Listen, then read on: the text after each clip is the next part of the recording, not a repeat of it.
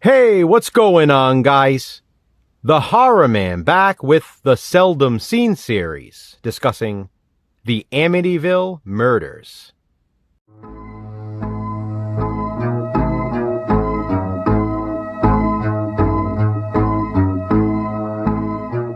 We all know as horror fans that there are a lot of movies with the Amityville title. Most of them, however, are not considered canon to the original franchise.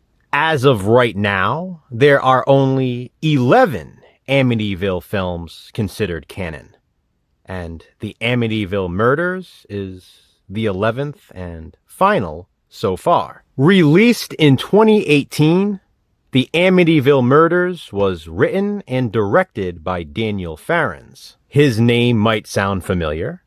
He's written other horror movies, such as Halloween, The Curse of Michael Myers.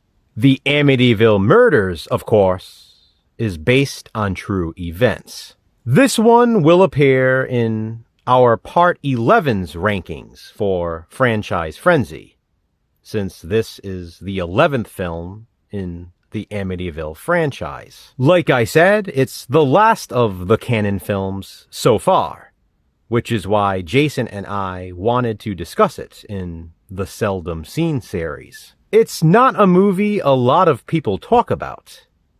I think it gets lost in the rest of the Amityville titled movies. Many people seem to just brush them off, since there are so many Amityville films being released around the same time. Again, the significance with the Amityville Murders is that it is in fact canon.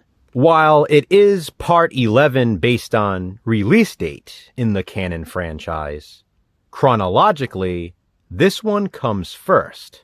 The Amityville Murders is a prequel to the Amityville Horror. Because of that, I don't think I even have to give a synopsis. Fans of the franchise will already know what this one's about. The DeFeo murders. This movie chronicles the events that occurred before the Lutz family moved into the house. It should go without saying, it shares a lot of similarities with Amityville 2, The Possession.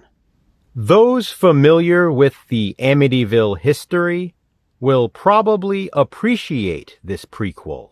I personally have never been a huge fan of the original film, the Amityville Horror. I've always preferred the sequels, even the cheesier ones.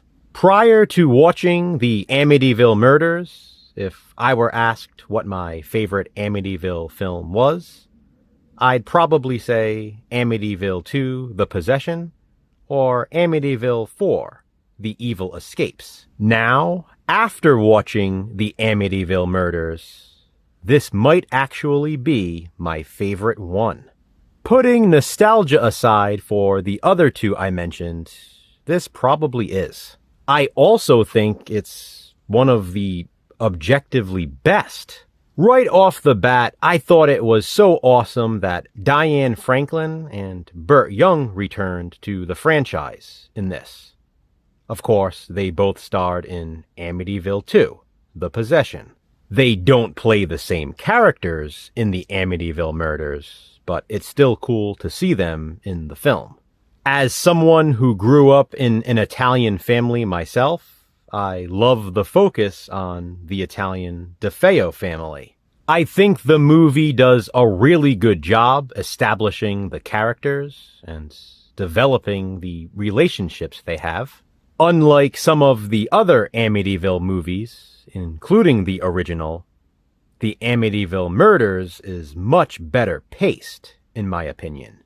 I love the look of the Red Room, especially in the birthday party seance scene.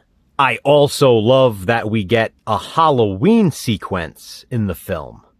The movie also does a great job of setting the time period.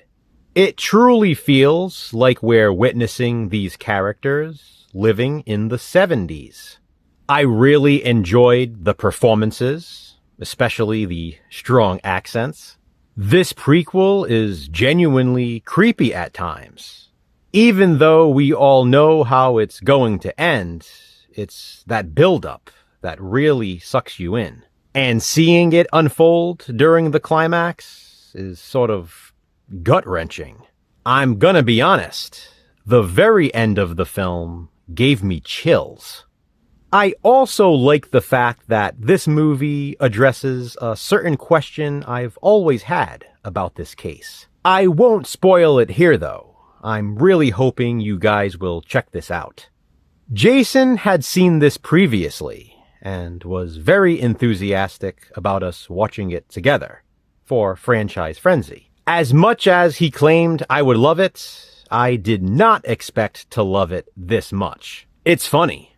Prior to Franchise Frenzy, neither of us had any idea that the Amityville Murders was a canon movie in the franchise. That's exactly why we are discussing it in the Seldom Seen series.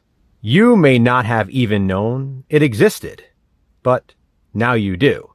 So hopefully you'll watch it too. But first, please be sure to watch Jason's video to hear what he has to say about the Amityville Murders. Have you seen it? If so, what do you think of it? Comment below and let me know.